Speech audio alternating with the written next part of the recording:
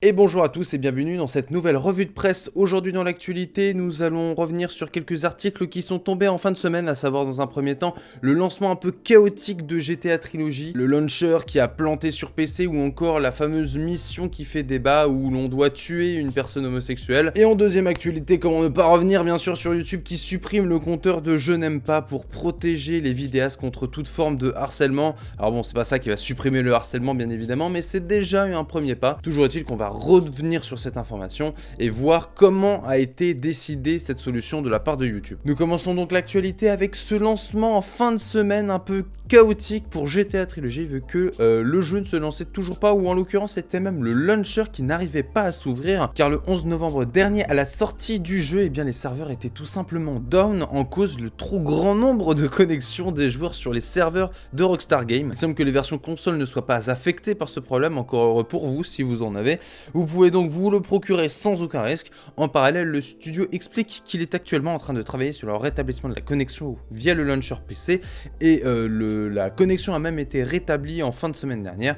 Du coup, le problème a été réglé en l'espace de 24 ou 48 heures de la part des teams de Rockstar Games. Et ce que je trouvais intéressant, c'est l'article qui revient sur un problème qui devrait être anticipé, on l'espère, pour GTA 6. Bon, après GTA 6, c'est pas avant 2-3 ans, mais si Rockstar Games n'a pas anticipé un tel engouement pour sa trilogie remasterisée GTA, on espère que le studio prendra des notes pour la sortie de GTA 6, dont on n'a encore aucune nouvelle. Et nous continuons sur la deuxième news qui a fait un peu trembler le démarrage de ce GTA Trilogy. Nous parlons donc ici d'une mission dans GTA 3 en particulier, qui met en colère la communauté LGBT. Elle consiste en effet à tuer un protagoniste gay qui a eu des relations sexuelles avec un ami du héros, une mission non essentielle qui aurait pu facilement sauter, ce d'autant que le personnage est une caricature qui multiplie les idées reçues avec un timbre de voix surcaractérisé et qui ne parle que des fesses du héros. La tempête est pour le moment limitée à Twitter et plusieurs joueurs estiment que cette histoire est exagérée, tout en rappelant que l'essence de GTA est de choquer, mais les mentalités ont évolué et la banalisation des actes de violence contre la communauté LGBT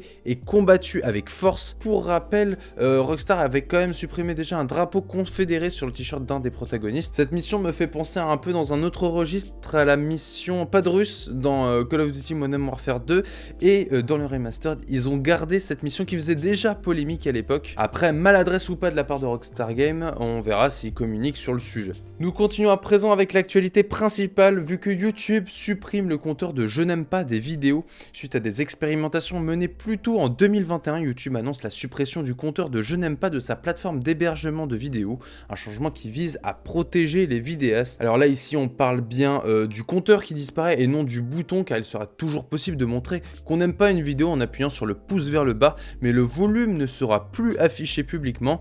Les créateurs, eux, pourront toujours le voir dans leur tableau de bord pour se faire une idée de ce qui marche et ce qui ne marche pas sur leur chaîne. Alors l'une des premières raisons qu'on peut évoquer, c'est peut-être que YouTube veut supprimer le compteur je n'aime pas, tout simplement pour éviter un rewind bis, le YouTube Rewind qui est quand même aujourd'hui la vidéo la plus dislike sur YouTube. Mais que nenni, selon YouTube, l'entreprise explique que ce sont les résultats d'une précédente expérience qui l'amène à cette suppression du compteur. D'après le communiqué de YouTube, les données montrent que cette suppression du compteur, tout en laissant aux internautes la possibilité d'utiliser le bouton je n'aime pas, a engendré une diminution des utilisateurs qui cliquaient sur ce bouton uniquement pour nuire aux créateurs, des actes malveillants auxquels les petites chaînes étaient, semble-t-il, particulièrement exposées. Alors pour YouTube, c'est une des manières qui va réduire le harcèlement sur YouTube, même si YouTube l'a dit aussi de son côté, il y a encore beaucoup de chemin à faire. Nous continuons à présent l'actualité avec nos petits articles et nous commençons avec le Steam Deck qui ne sera pas sous le sapin cette année.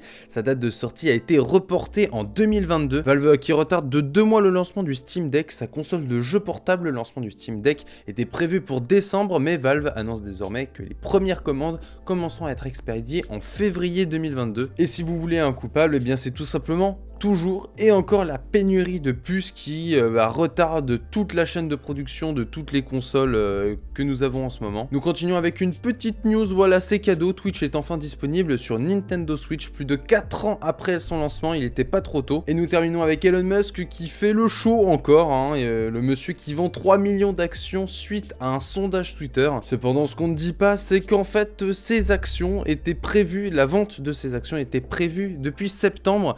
Il s'agissait Tesla en effet d'une exigence fiscale liée à l'achat d'options. En gros, sondage ou pas sondage, Elon Musk aurait dû vendre ses actions. Le sondage n'était quand même en fait qu'une comédie, on va dire. Cependant, le sondage a quand même fait plomber le cours de l'action de Tesla de plus de 10%. Mais voilà, je pense qu'il est important aussi de remettre les points sur les i en montrant que voilà, derrière la mascarade, il y a quand même des obligations fiscales. Et c'est sur cet article que se termine cette revue de presse. J'espère que les actualités vous auront plu. En attendant, on se retrouve demain pour une nouvelle revue de presse. Salut!